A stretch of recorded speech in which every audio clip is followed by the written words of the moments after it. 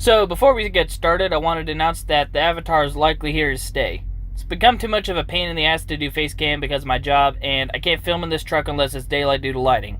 Plus, I feel like my speech is better when I'm just recording, so I feel like this is the best decision. I hope y'all don't mind, and without further ado, let's get to the video.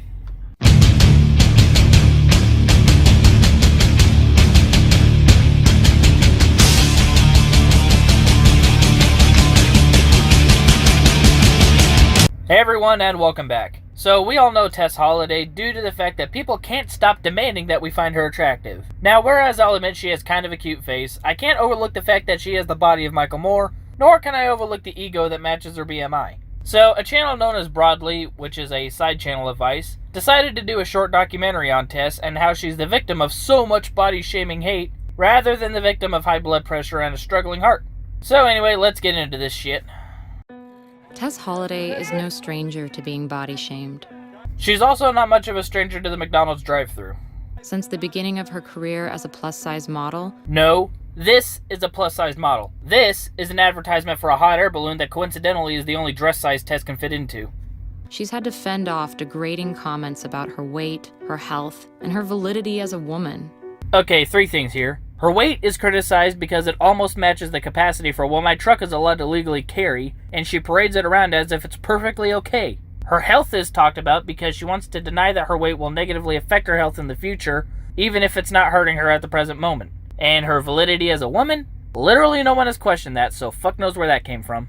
But Tess's appearance on the cover of the UK Cosmopolitan magazine brought out responses that took the hate to a whole other level. Actually, it had people pissed off at the magazine for showing young impressionable girls that being the size of Free Willy was a good thing and that everyone, including doctors, who tell you otherwise are just fatphobic. That is a terrible message to send to young girls, and yes, it is just as bad as promoting anorexia. You shouldn't promote and advocate that that is acceptable. They're hailing her as brave. I mean, what's brave about eating ice cream? Look at the picture. I mean, her blood type is pudding. That was a good one. But anyway, none of those were hate comments. It was 2 legitimate criticisms and 1 fat joke. If she's gonna put herself in the public eye the way she does, she needs to stop crying when some people criticize what she does. Being fat doesn't mean she's exempt from criticism. Me existing will always upset people on some level. Welcome to the real fucking world, Tess. People would talk shit to someone who cured cancer and distributed it for free, so what did you expect to happen when you gave people an easy target? And yes, for those of you wondering, that was both a metaphor and a fat joke. Because we're told as a society, being fat is one of the worst things that you can be. Well, let's call a spade a spade. Being fat is not a good thing and should never be celebrated. Now, I'm not talking about people that are a little chubby and aren't in perfect shape. Hell, you can see in my face cam videos that I'm not in the best shape myself.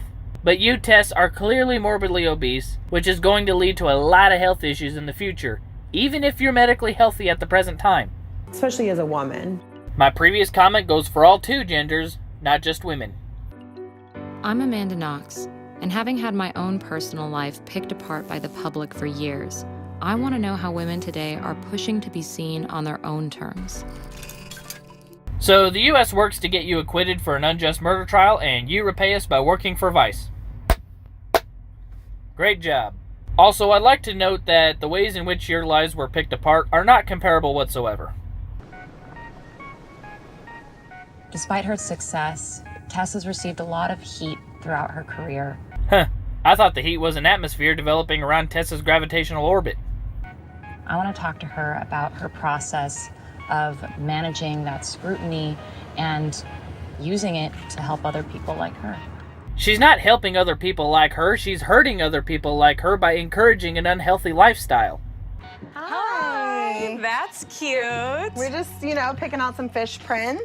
Hello. Nice to meet you. Nice to meet It's my you. husband, Nick. Hello. He looks exactly like the type of person who would marry someone her size, and possibly also marry another man.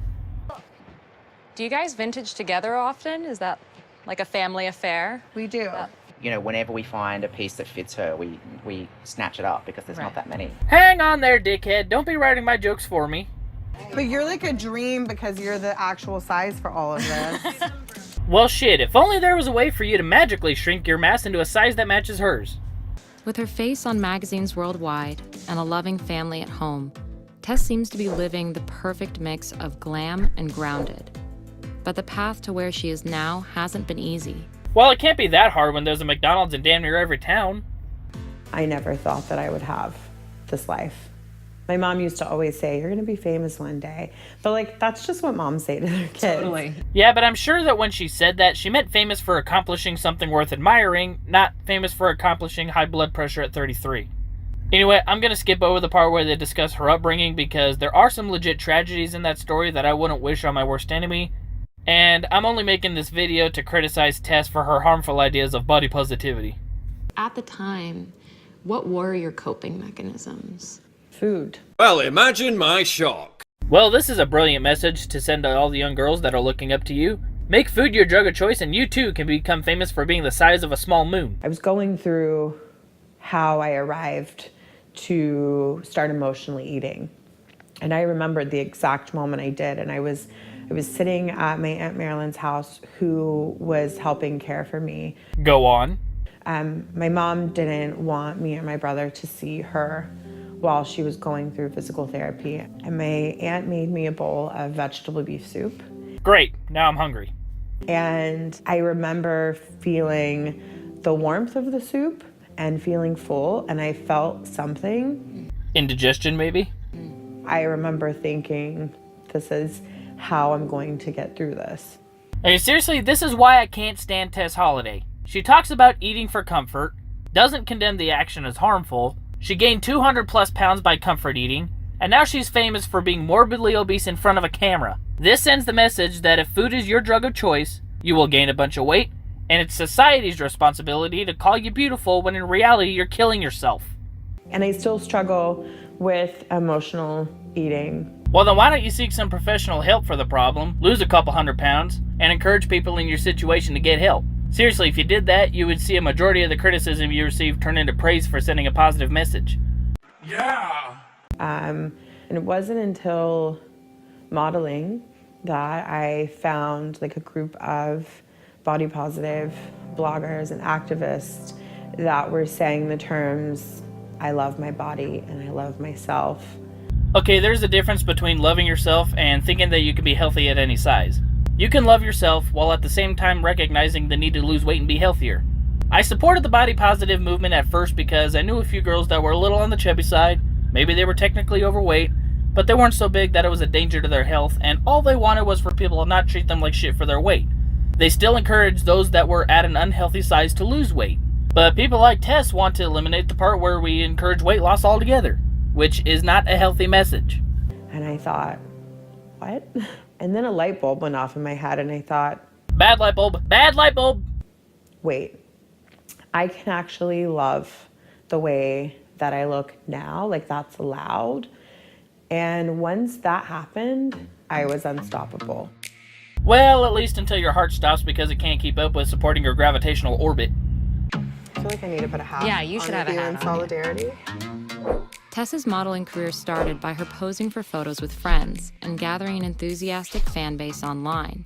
Yeah, probably from the same people that search for BBW on Pornhub. When she launched #FYourBeautyStandards, a viral campaign for body positivity, she was pushed into the spotlight and her popularity skyrocketed. Wow, so did stocks at Burger King. I really like this hat, but I don't know what I would wear. Do you have anything blue or sheer? Yes. Okay. Yeah, or just naked. Ah! Yeah, okay. Yeah! What is that thing? Make it go away! My career's kind of been built on controversy I think it's more built on biscuits and gravy. by accident because I realized that by me existing, it offended people. For me, being like naked and raw is my act of like rebellion. That's not an act of rebellion, that's just an assault on everyone's eyeballs. Excluding those guys looking up BBW on Pornhub, but then again, they were weird to begin with. Her online presence attracted the attention of modeling agencies, and in 2018, Tess marked a milestone, landing the cover of the UK Cosmopolitan magazine. The Save the Whales edition. I thought, like, I can't believe that this is happening, and I cried. Just like the fabric that was crying as your enormous mass stretched it to its limit. I don't know how many times on set. I had never seen like a body type like mine on a sexy magazine. Because for one, your body type is the opposite of sexy, and for two, Cosmo isn't a sexy magazine, it's just another virtue signaling rag that isn't good for anything aside from emergency toilet paper. It's a mixed bag of feeling really grateful and hopeful and also frustrated because every door that I break down. Well, that's kind of what happens when you're wider than every doorway you come across. There's always going to be at least like 20 behind there. Again, welcome to real life, Tess. I don't think the answer is to just accept that you're morbidly obese. Oh, hey, it's some black guy. Also, where's he wrong in that statement? She's telling young girls it's okay to shove cupcakes down your throat. That's not positive. Don't know who this guy is, but he's not wrong. That's literally what she's encouraging. She's delusional. She's kind of cute, so if anyone knows who she is, comment below. The backlash to Tess's Cosmo cover wasn't just online. Even celebrities like Piers Morgan felt like they had to weigh in. It's not right to encourage people to feel inspired. I know Piers is a huge douchebag, but that doesn't make him wrong in this particular instance. Like, ever tired of talking about your body? Mm-hmm. Yeah. Then why the fuck did you go into a career that's all about your body? If you're going to throw your body out there, especially when you know a majority of people don't care for your body type, then don't complain that you didn't get the reaction you wanted. I can never celebrate a success in my career without it being picked apart about my size or my health. Well then, shouldn't that be an indication that you're not doing something brave, but rather something harmful? But it's imagined health. It's not an actual health. Like, people don't actually care if I'm healthy or whatever. It's just them projecting and using it as a blanket to be an ass. Okay, there are people that do genuinely care about your health, even if they're people you'll never meet in your life. But there are also people that bring it up trying to make you think for just a second about whether your message to young girls is a good message or not. How do you manage these different forms of like personal assault on your humanity? It's not on her humanity, for fuck's sake. If anything, it's an assault on the fact that she's the size of humanity. Every single thing that I do and share, I'm immensely proud of, and it's always really hard for me to not have it overshadowed. Just as I'm sure it's hard to escape your shadow. You know, that happens to me too, where the things that I remember are always like the really bad stuff. Yeah. Like, you know, I've had someone talk about like in detail how he was going to like take apart my body and tell me why I deserved that. Okay, I will agree that that is way too far. No one deserves to suffer that kind of harassment. I don't care if it's Anita Sarkeesian, Riley Dennis, Steve Shives. Pick the worst human you can think of and I'll condemn sending that kind of hate to them just because they have a shitty opinion or did something shitty. But as far as the criticism that you showed earlier from some black guy, Steven Crowder, and whoever the others were, that is not the same thing as being sent death threats. What hurts me when I was pregnant with Bowie, because I was a public figure at that time and I didn't hide that I was pregnant, people would say that I was going to kill my baby because of my size. And so I constantly had that pressure in the back of my head where, like, God forbid something happened to me or my baby, they would blame it on the fact that I'm fat. Because there is a high chance that being fat could cause a number of complications during pregnancy. You have a higher chance of blood pressure, blood clotting, gestational diabetes, being pregnant past your due date, premature birth, miscarriage, stillbirth, UTIs, birth defects such as neural tooth defects, which are defects to the baby's brain and spine. Can also give your child diabetes, heart disease, obesity for themselves later in life. Now, even though some of those comments were uncalled for, I'll admit, that doesn't change the fact that your sheer mass put your child at risk during the pregnancy, nor does it change the fact that it would have likely been the cause of anything happening to your child during the pregnancy. As another example of why people have problems with you, the attitude you display in describing that time shows that if something had happened during your pregnancy, you would deny that it had anything to do with your weight, even if a medical professional told you outright that it was because of your weight. How I keep all of that stuff from bothering me, which I don't have it all figured out and I crumble sometimes, but I compare a lot to my childhood because I did grow up in a trailer in a cow pasture. Ha! Cow pasture. Don't think I need to write a joke there, she basically wrote it for me. With no money. So for me, when people are saying all of this stuff, I'm able to like take my head up from the phone, look around me, 9 times out of 10, I have my husband beside me. Well, he very well can't be behind you, can he? Whoa, was you in the bathroom?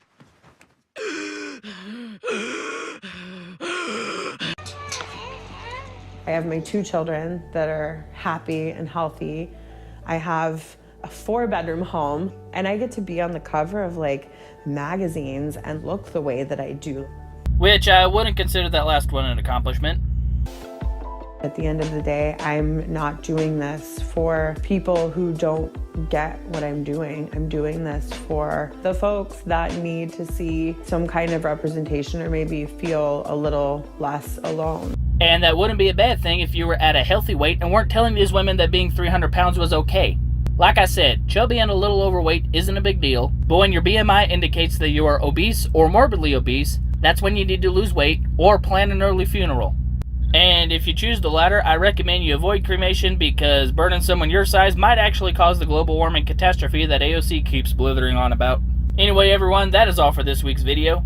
If y'all enjoyed my insensitivity towards fat fucks, please like the video, share it on social media to help me grow this channel as the algorithm is doing fuck all to help me do that. You can check me out on Bitchute now, the link is in the description and on the About Me section of my YouTube page. You can find me on Twitter at hate_dude77, and I will see y'all in the next video. Catch y'all later.